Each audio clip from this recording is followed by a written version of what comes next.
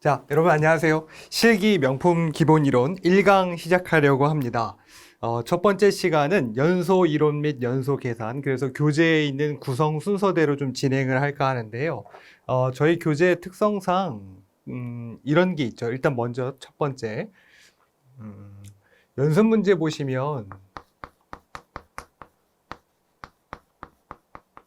네, 거기 이제 중요성을 나타내는 척도로서 이제 관연도에 얼마만큼 기출이 되었는가를 제가 이제 점으로 좀 표시를 했어요. 그래서 기사와 그 다음에 산업기사 이렇게 명시되어 있는 것 중에 문제 보시면 있습니다. 그 칸이 하나 있을 거예요. 그래서 점 조그맣게 있는 것이 여기 빈도수입니다. 한 3개 찍혀 있으면 3회에 출제되었다는 얘기인 거고요. 그 다음에 이제 이렇게 생긴 마른 목골로 돼 있는 거 있어요. 이거는 이제 5회를 출제되었다. 점으로 이제 5개 되면 마른 목골로 표시를 해서 만약에 마른 목골로 해갖고 이렇게 돼 있으면 점 2개로 그러면 이제 7회 출제되었다는 얘기가 됩니다. 그러니까 마른 목골로 나와 있는 것들은 5회 이상 출제된 거니까 이제 중요성이 좀 더 높구나 이런 식으로 좀 판단하시면 되겠고요. 그 다음에 이거는 얼마만큼 전년도 것을 가지고 기준으로 했냐면 약 02년도서부터 이제 출제된 빈도수를 제가 책정을 다 하나씩 해가지고 만든 것이기 때문에 아무래도 좀 정확성이 좀 높다. 그래서 이제 출제 빈도수에 따른 어떤 포인트를 잡으실 수 있다. 이렇게 좀 판단이 됩니다. 또한 여러분들이 가지고 계신 교재에는 다른 출판사에서 출간된 교재보다도 아주 오래된 기출 문제들도 그 안에 연습 문제로 수록이 돼 있어요. 최근 트렌드상 아주 오래된 문제들도 출제가 되기 때문에 아마 기출 문제 이외에 여러분들이 푸시는 연습 문제에 있는 문제들도 출제될 가능성이 높기 때문에 교재 구성은 좀 알차게 되어 있다고 봅니다. 또한 교재 내에 그림이 좀 상당하죠. 그 그림을 통해서 어느 정도 이해를 좀 더 도모하시고 그 다음에 좀 자연스럽게 공학적인 내용들을 조금 더 흡수가 원활하게 만들어지실 수 있겠습니다.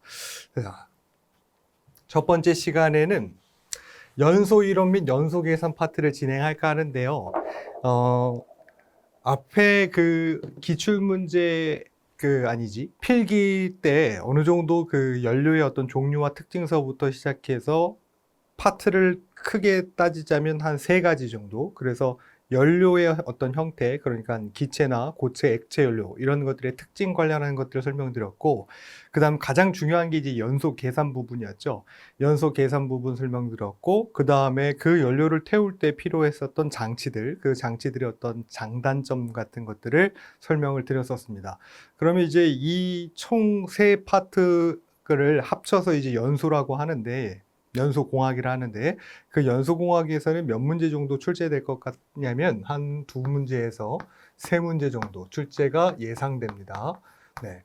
3문제 중에서도 만약에 출제가 된다면 한 2문제 정도는 계산 문제고요. 1문제 정도는 이론적인 문제가 됩니다. 그럼 이론적인 문제는 어디서 나오냐면 지금 보고 계시는 이러한 파트에서 출제가 됩니다. 첫 번째는 연료의 종류와 특징에서 뭘 배우실 거였냐면 고체 연료, 그 다음에 기체 연료, 액체 연료, 고체, 액체, 기체 연료 이 3가지 연료의 특징들을 좀 어느 정도 알고 계시면 됩니다. 알고 계신다는 얘기는 고체 연료의 장단점이나 기체 연료의 장단점 이런 것들을 좀 알고 계시는 게 좋다 이런 얘긴데요. 먼저 고체, 액체, 기체 연료를 이런 식으로 우리는 정리를 해서 암기를 하시자 했어요. 연대매점, 발열량. 연세대학교에 매점이 불티나게 뭐가 좀 팔려. 이런 식으로 좀 생각해 보시면 어떨까 싶어요. 연소 효율, 그 다음에 대기오염 정도,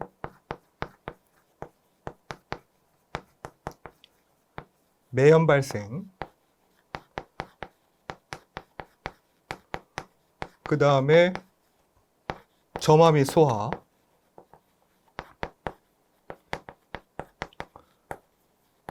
그 다음에 저발열량의 것으로 고온을 얻을 수 있는가?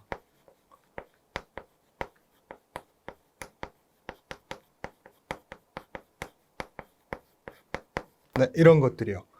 지금 여기서 말하는 연대매점 발열량이 앞에 글자들만 따가지고 이런 식으로 좀 나열이 가능한데, 우선 연소 효율이란 얘기는 연소 효율이 좋고 나쁘고, 그 다음에 대기오염 정도, 대기오염 물질을 발생하느냐 안 하느냐, 매연이 발생하느냐, 혹은 이제 검댕 같은 것들을 발생을 시키느냐 안 시키느냐, 이런 얘기랑, 점화 및 소화가 용이하냐 안 하냐, 이런 거랑, 저발열량의 것으로 고온을 얻을 수 있느냐 없느냐에 따라서 고체, 액체, 기체 연료를 한꺼번에 좀 정리가 가능합니다.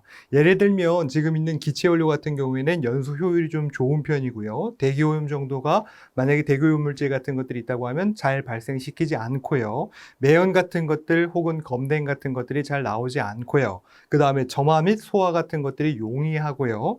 저발열량의 것으로 고온을 얻을 수 있고요. 네, 이렇게 되어 있습니다. 그거에 이제 반대급부에 있는 것이 고체 연료인 거죠. 고체 연료는 연소 효율이 나쁘고요. 대기오염 물질 같은 것들이 잘 발생하고 매연이나 검댕 같은 것들이 주로 나오고 점화 및 소화가 불량하고 그 다음에 저발열량의 것으로 고온을 얻을 수가 없고 하는 것이 이제 고체 연료의 특징이라고 보실 수 있겠습니다. 그럼 제가 지금 말한 것처럼 고체 연료는 나쁜 것만 얘기한 것 같아서 좀 그렇습니다만 고체 연료의 어떤 장점이라고 하는 것은 무엇이 있을까 생각해 볼까요? 고체 연료는 대체로 우리는 고체 연료를 뭐로 사용을 합니까? 석탄이라고 생각하고 얘기를 하는데 여기에 이제 고체 연료는 장점이 어떤 게 있을까 생각해 보시면 좋아요. 일단 우리나라에서는 이제 석탄 같은 것들은 자체 생산이 가능한 거죠. 그러면 자체 생산이 가능하다는 얘기는 비용이 싸다 안 싸다? 네, 비용이 좀 저렴하다.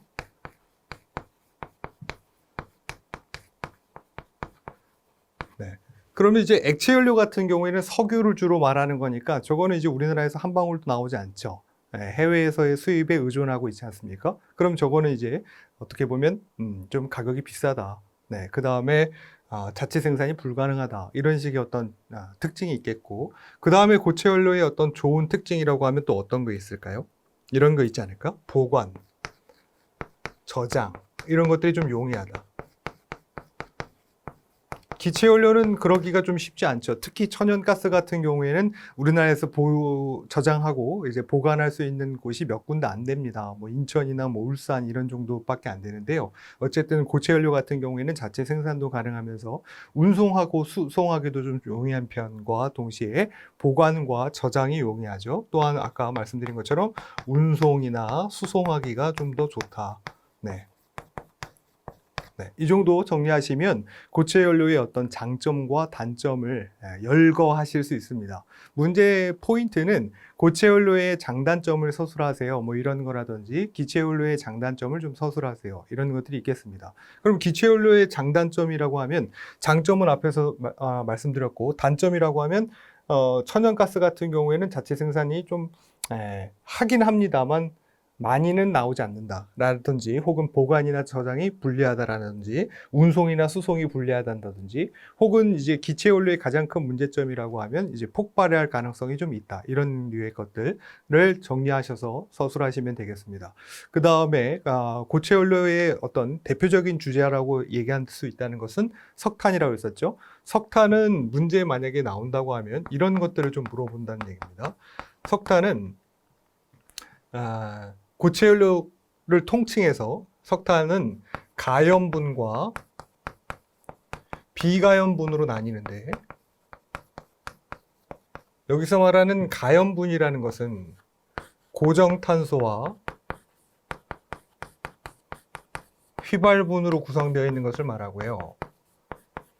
그 다음에 비가연분이라고 하는 것은 타지 않는다는 얘기인 거니까 수분이라든지 회분, 이건 이제 재를 말합니다. 이런 것들이 비가연분이겠고요.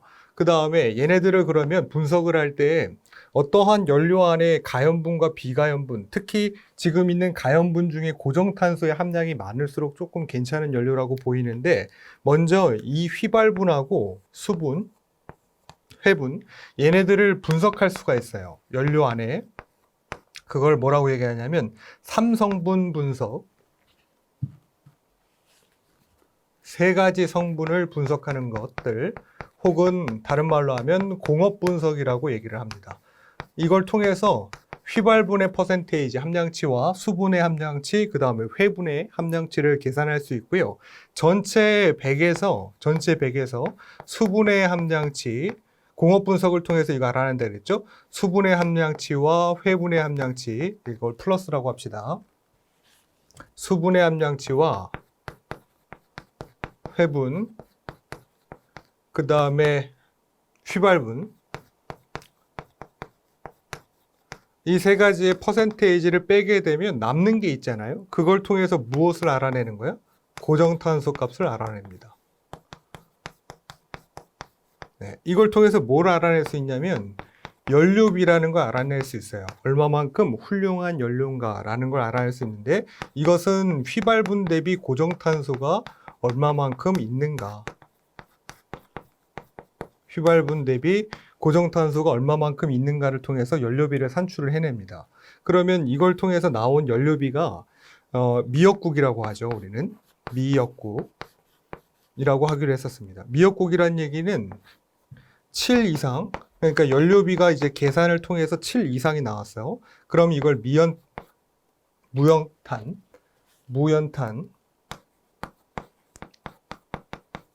하기로 했고, 1에서부터 7 정도 된다는 것을 역청탄, 그 다음에 1 이하면 질 완전 나쁜 거죠. 갈탄이라고 합니다. 이 갈탄들을 쓰기가 좀 애매해요.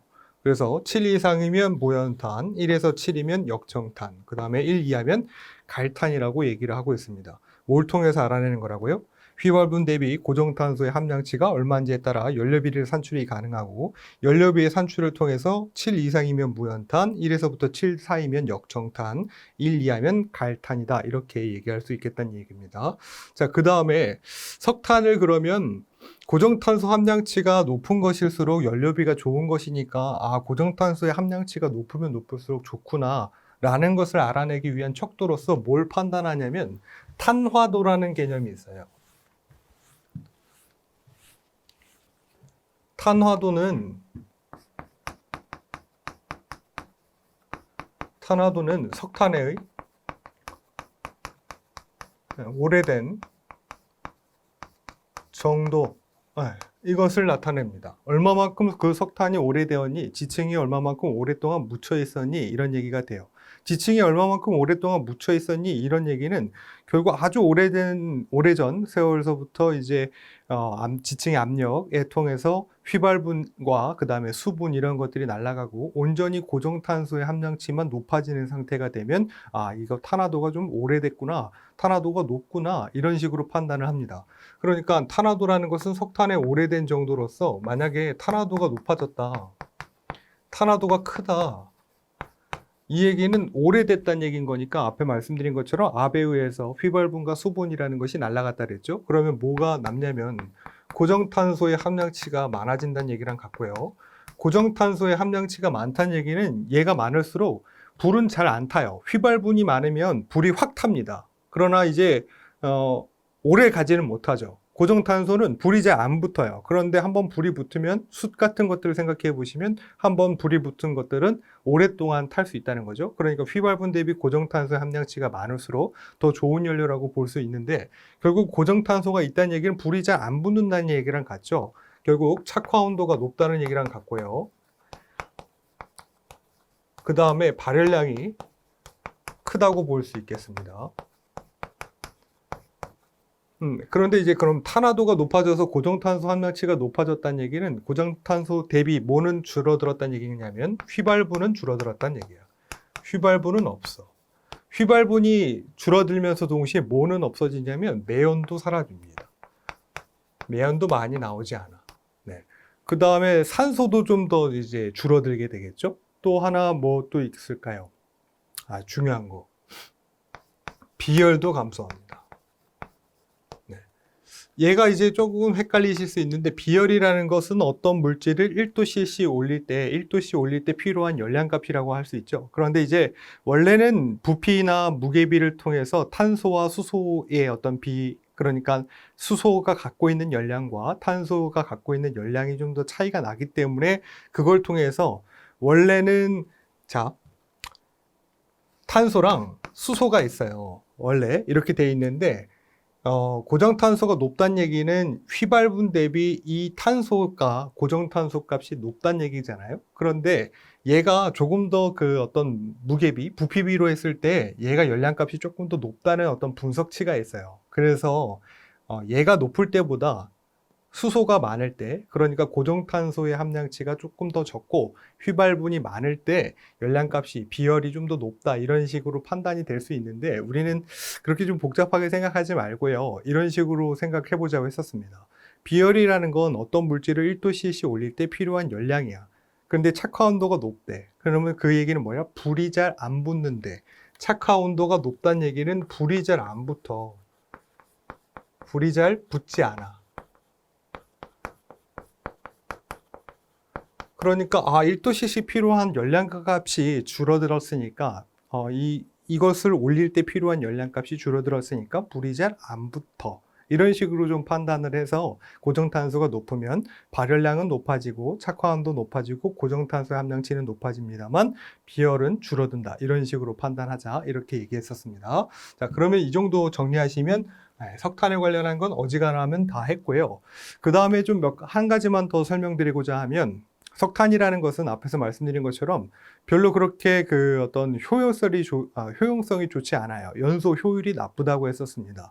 그것은 이제 어떤 석탄을 때울 때, 그러니까 석탄을 이제 연소를 시킬 때, 기체연료나 액체연료에 비해서 비표 면적도 조금 이제 작은 편이고, 비표 면적이 작다는 얘기는 그 액체연료 같은 경우에는 연소를 시킬 때 미리포화 시켜가지고 분무를 하죠. 그러니까 여러분들 샤워기 같은 것들 생각해 보시면 막 스프레이처럼 뿌리잖아요. 그런 식으로 하게 되는데, 석탄 같은 경우에는 이제 뭉땡이로 되어 있는 것들을 이제 연소를 시키니까 잘 불이 붙지 않으면서 효율이 나쁘다는 얘기가 되고 점화가 잘 안 된다는 얘기 했었죠. 그런데 이제 그런 것들을 좀 보완하기 위해서 어떻게 하면 좋을까?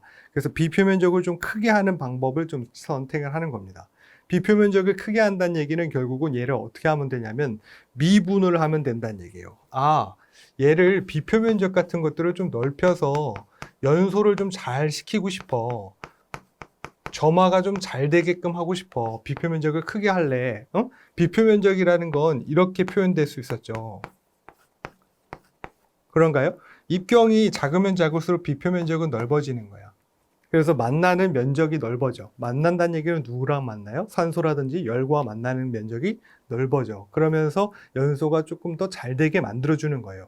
그러니까 뭐 하면 뭐 할수록 좋은 거야? 미세하게 분쇄하면 할수록 좋은 거예요. 그래서 이걸 크게 하기 위해서 미분을 하기 시작합니다. 미분을 해서 만드는 탄들을 뭐라고 얘기하냐면 미분탄이라고 하는 거고요. 미분탄을 하게 되면 지금 말씀드린 것처럼 비표 면적이 넓어져요. 그러니까 비표 면적이 넓어지니까 점화가 용이해지는 거예요. 불이 잘 붙기 시작하는 거지. 그러면 그 불이 잘 붙는다는 얘기는 결국은 얘한테 굳이 많은 공기를 공급하지 않아도 된다는 얘기인 거니까, 미분을 시키면 비표 면적이 커지니까 뭐가 좀 줄어드냐면 송풍을 좀 덜 시켜도 돼. 안에 바람을 유입을 조금 덜 시켜도 돼. 이 얘기는 뭐랑 같냐면 동력비를 조금 절감시킬 수 있어. 네, 이런 얘기랑 같죠. 근데 이제 미분탄을 쓰게 되면 뭔 일이 생기기 시작하냐면 결국 미분했잖아요. 그러니까 비산되는 재가 많이 발생할까 안 할까? 비산재가 많이 발생합니다. 비산재가 많이 발생하니까 얘를 집진하기 위한, 처리하기 위한 집진 시설이 필요로 하죠. 집진 시설이 연소로 이외에 필요로 하다는 얘기인 거니까 결국은 약간 대형이나 대용량 설비, 이런 데에 조금 더 적합한 형태를 띠고 있는 것이 미분탄 연소 방식입니다. 그래서 이건 지금 왜 말씀드리냐면 미분탄 연소의 어떤 특징을 서술하시오, 이런 얘기가 있을 수 있어요. 그래서 미분탄 연소라는 것은 비표 면적을 크게 했기 때문에 어떤 동력비가 조금 적게 들고, 그 다음에 비산되는 분진이 많기 때문에 이것을 처리하기 위한 집진 시설이 필요로 하여 어떤 대용량 혹은 대형 설비에 적합한 방법이 미분탄 연소다, 이렇게 설명하실 수 있으시면 됩니다. 그 다음에 미분탄을 한 것 갖고는, 이것만 갖고는 그 어떤 액체연료 같은 것들의 어떤 진짜 좋은 효율을 나타내기가 좀 힘들다고 보고, 미분탄시킨 거를 뭐랑 좀 섞냐면 물이라든지 그 다음에 오일이랑 섞는다 그랬어요. 그래서 그런 것들을 뭐라고 했었냐면 CWM이라든지 CWM 이라든지 혹은 COM이라고 했었습니다. 여기 뒤에 있는 M은 믹스처 했다는 얘기인 거고, 앞에 있는 C라는 건 코어, 석탄을 얘기하는 거고, W는 워럴, 그 다음에 O는 오일을 말하는 거죠. 그러니까 물하고 코어하고 섞어가지고 약간 이런 느낌인 거죠. 여러분들, 저 때는 진짜 이거는 이 선생님 완전 늙었는데 이렇게 할 게 아니에요. 저는 이제 서울에 있는 이건 TMI이긴 한데 충무국민학교. 저 2학년 때까지는 충무국민학교였어요. 국민학교라고 썼단 말이지. 거기에 진짜로 그게 있었어. 가운데에 이거 뭐라 그러죠? 저거 있잖아요. 난로. 예, 난로가 있었어요. 거기에 이제 주전자 진짜 올려놓고, 거기에 애들이 맨날 이제 화장실에서 물 이제 손 씻은 다음에 거기다 이렇게 팍팍 튀기고 그러면 이게 뭐 냄새 나고 누가 머리카락 거기다 올려놓고 이상한 꼬슬꼬슬한 냄새 나고 그랬었거든요. 어쨌든 그런 것처럼 뭘 조금 유도하는 거냐면 수증기를 팍팍 열에다가 튀었을 때 발생하는 수증기의 기화열을 이용해서 어떻게 보면 이 코어를 석탄을 조금 더 발생되는 열로 인해서 조금 더 잘 타게끔 만들어주는 형태로 하려고 하는 것이 CWM입니다. 또한 물이랑 섞었기 때문에 어떤 비산되는 재 같은 것들을 좀 방지할 수 있고요. 단지 이제 CWM을 쓰게 된다는 얘기는 결국은 이건 연소가 이렇게 튈 거 아니에요. 버벙 좋았다가 나빴다가 이렇게 튈 거 아닙니까? 그러니까 연소성이 좀 별로 불안정하다 이런 식으로 볼 수 있겠고요. 오일이랑 섞었어요. 이건 이제 액체 연료랑 그 다음에 이 석탄이랑 섞으면서 액체 연료처럼 석탄을 조금 넣으려고 하는 거예요. 그러면서 모두 좀 아끼면서 오일을 좀 아끼는 거죠. 앞에서 말씀드린 것처럼 오일이 좀 비싸다 그랬죠. 코어는 좀 싸고, 그러니까 오일을 좀 아끼면서 연소 효율은 조금 더 그와 비슷하게 만들려고 하는 겁니다. 대신에 이런 식으로 C와 그 다음에 석탄과 오일이랑 섞었다는 얘기는 오일의 어떤 장치, 그러니까 분무 같은 연소를 하는 이런 시스템에다가 뭐를 도입하는 거야? 이거를 여기다가 분무연소에다가 대입하려고 하는 거예요. 그런데 그렇게 하면 앞에서 분무연소 같은 것들은 이런 어떤 샤워기 노즐 통해서 물이 분사되는 형태로 나온다 그랬죠. 그런데 이제 석탄이 아무리 미분이 됐다고 한들 그 안에 이제 들어가기가 좀 힘들고, 그 다음에 마모라든지 파쇄 이런 것들이 일어날 수 있겠죠. 그 장치에. 그래서 어떻게 보면 이 장치를 조금 분무연소하는 장치를 개조시켜서 적용시킬 필요가 있다. 이런 식으로 정리를 해두시면 되겠습니다. 자, 그러면 설명은 다 했어요. 석탄이라는 것은 오래된 정도를 따져서 탄화도라는 것도 만들 수 있겠고, 그 다음에 가연분과 비가연분이라고 해서 가연분 안에는 고정탄소와 그 다음에 휘발분이 있었고, 비가연분에는 수분과 회분이 있었다. 그래서 그 연료비에 따른 분류는 휘발분 대비 고정탄소의 함량치가 얼마만큼 있는가를 통해서 무연탄, 그 다음에 역청탄, 갈탄 이렇게 정리할 수 있었고요. 고정탄소의 퍼센테이지는 나머지 3성분 분석한 휘발분과 수분, 회분을 제외한 나머지를 통해서 고정탄소를 알아낼 수 있었고, 탄화도라는 것은 석탄의 오래된 정도다. 그래서 탄화도가 오래된 것과 그에 따른 고정탄소 함량치가 높고 낮음에 따라 휘발분의 어떤 높고 낮음을 상호 간에 비교할 수가 있었고요. 미분탄이라는 것은 아무래도 석탄 같은 것들이 연소 효율이 별로 안 좋다 보니까 미세하게 분쇄를 해서 연소를 시키려고 했던 방법이다. 연소 형태의 종류가 있는데 표면 연소와 증발 연소, 분해 연소, 자기 연소 이런 것들이 있다고 되어 있습니다. 종류만 쓰라 이렇게 되어 있는 경우도 있고요. 그 다음에 고체 연료의 연소 형태의 어떤 종류와 그것을 간단하게 기술하시오라는 문제들도 출제될 수 있습니다.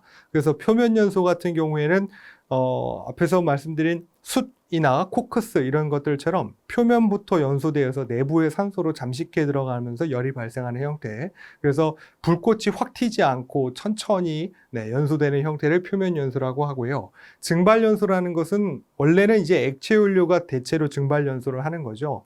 증발하는 거니까. 그런데 이제 이 증발 연소를 왜 여기 고체 연료에 놨냐면 파라핀 양초 같은 것들 있죠. 그럼 이그 양초는 심지에 불이 붙는 거지만 결국은 촛농이 녹아서 발생하는 기화열이 불이 붙는 거죠. 그런 것들을 통해서 설명할 수 있기 때문에 증발 연소도 고체 연료의 어떤 형태로 볼 수 있고요. 분해 연소라는 것은 휘발분이 먼저 타들어가고, 원래 이제 탄소와 수소가 이렇게 있을 경우에 앞에서 말씀드린 것처럼 수소, 이게 휘발분이에요.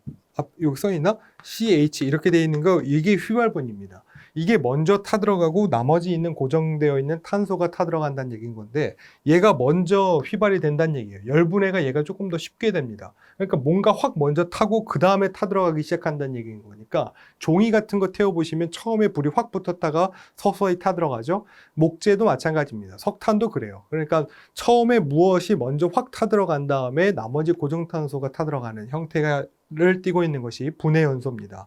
고정탄소에만, 아니 고체 연료에만 분해 연소가 있는 것이 아니라 무엇도 분해 연소를 하냐면 액체 연료 중에 중유 있죠.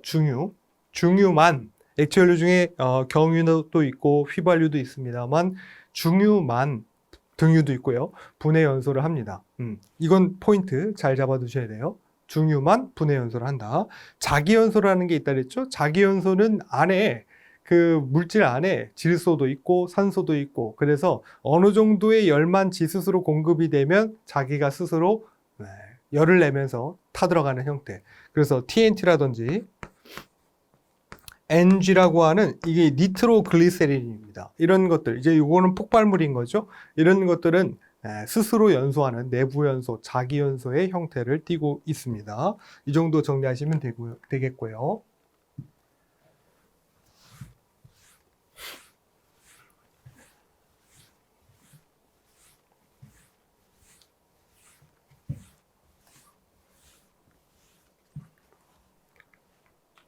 자, 그 다음에 액체 연료는 증발연소, 그 다음에 분해연소 같은 것들이 일어난다 그랬습니다. 대체로 증발연소를 많이 하고요. 그 다음에 무화시켜서 연소시키는 방법들. 무화시킨다는 얘기는 중진류 같은 것들 있죠. 무게가 조금 무거운 것들. 저런 증발연소는 가벼운 것들을 위주로 하는 겁니다. 휘발유 같은 거, 경유 같은 것들. 근데 중유 같은 것들은 이제 점도가 높기 때문에 증발연소가 잘 되지 않고, 따라서 분무화시켜서 연소하는 것들이 있다 그랬죠. 그 다음에 분해 연소의 어떤 종류 중 하나인 중유는 그런 것이 있다. 휘발유, 그 다음에 경유나 중유 같은 것들이 있었고, 여기 있는 것들은 교재에 있는 어떤 그 특징들을 서술하실 수 있을 정도, 그냥 참고로 보실 수 있을 정도면 되고요. 중유 같은 경우에는 점도에 따라서 A중유, B중유, C중유 이런 식으로 나눠진다 했었습니다. 그 다음에 지금 보이는 것처럼 휘발유보다 경유가 그 어떤 분자 구조가 조금 복잡하다고 볼 수 있고 분자량이 크죠. 그 다음에 중유가 오히려 경유보다도 분자량이 좀 더 크고, 그런 다음에 그 비중 또한 큽니다. 대체로 이제 비중이 크면 발열량이 조금 더 높은 것으로 나타나는데, 그렇다고 이제 중유가 그러면 발열량이 높으니까, 그러니까 비중이 크니까 중유로 가면 갈수록 중유가 비중이 크니까 얘가 조금 더 연소 효율이 좀 좋은 거다, 이렇게 말하기가 좀 곤란한 게 이런 게 있어요. 자, 휘발유를 예를 들면 C8에 H18, 이게 옥탄인 거죠. 옥탄입니다. C16에 H34, 이게 세탄이에요. 경유의 어떤 대표적인 물질인 거죠.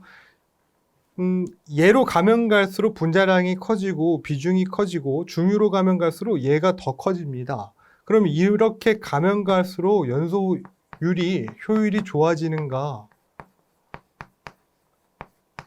네, 이거는 그렇다고 보기가 좀 힘들다는 거죠. 왜냐하면 자, 얘한테 동일한 공기를 집어넣어요. 에어가 한정되어 있어.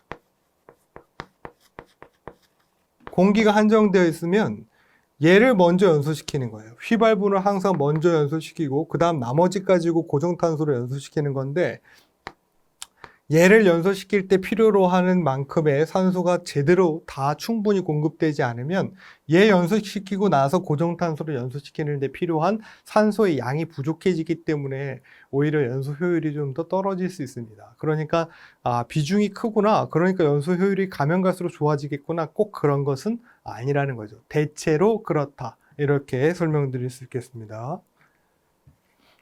자, 기체연료는 천연가스와 석유가스, 그 다음 매립가스, 그 다음에 고록가스 이런 식으로 종류가 나눠지는데요. 여기에 이제 중요한 특징 같은 경우에는 석유가스는 주 성분이 뭐로 돼 있다? 프로판과 부탄으로 돼 있다는 것과 천연가스는 메탄이 주 성분이다. 이렇게 보실 수 있겠고, 그래서 이런 식으로 나열되어 있죠. 장점, 단점, 이거는 앞에 연대매점 발열량 이것으로 좀 가름할까 합니다. 네. 자, 그래서 교재에 보시면 연료의 종류와 특징에서 석탄 관련한 거 설명드렸고, 액체 연료 관련한 거 설명드렸고, 기체 연료 관련한 거 설명드렸다고 봅니다. 그 다음 페이지 넘어가 보시면 특수 액체 고체 연료라고 해서 슬러리 상태로 되어 있는 CWM과 COM, 그 다음에 에멀전 형태다 이런 얘기 있어요. 에멀전 같은 경우에는 그 우유 같은 거 있죠? 네, 우유처럼 액체가 어떤 액체에 녹아들어져서 퍼져 있는 상태, 이런 것들을 에멀전 형태라고 하는데, 그것 또한 특수 액체 고체 연료다 이렇게 볼 수 있겠고, 폐기물 재사용 연료라 해서 RDF라고 되어 있는 거 있습니다. 여기 지금 R이 리퓨즈 이건데, 이거 이제 폐기물 됐다는 얘기예요. 쓰레기라는 거고, 네, 쓰레기로 제공되어 있는 어떤 연료 형태, 퓨얼이라고 볼 수 있는데, 결국은 얘네들은 손가락만한 크기의 어떤 그 펠렛이라고 하는 이런 형태로 된 것들을, 어떤 폐기물 같은 것들을 파쇄하고 이것을 이제 뭉태기로 뭉쳐가지고 연료화 시키는 겁니다. 근데 그 연료화 시킨 게 결국은 폐기물 가지고 연료화를 시킨 거니까 쓰고 남은 걸로 연료하는 거잖아요. 그러니까 이걸 우리한테 아주 그 어떤 가정용 이런 거에 공급하기보다는 그냥 어떤 산업용, 네, 산업용의 어떤 필요한 열을 보충하기 위한 정도로만 사용이 됩니다. 문제로 나올까요? 잘 안 나옵니다. 그래서 폐기물 재생연료는 생산 과정은 그렇다. RDF의 구비 조건은 이렇다. 정도면 충분하겠습니다. 자, 이렇게 해서 앞에 있는 연료 관련한 것들은 어느 정도 좀 살펴봤다고 보고요. 다음 시간에는 연소의 어떤 형태, 연소 속도라든지 폭행 관련한 것들, 이런 것들을 좀 알아보는 시간을 갖도록 하겠습니다. 수고 많았습니다.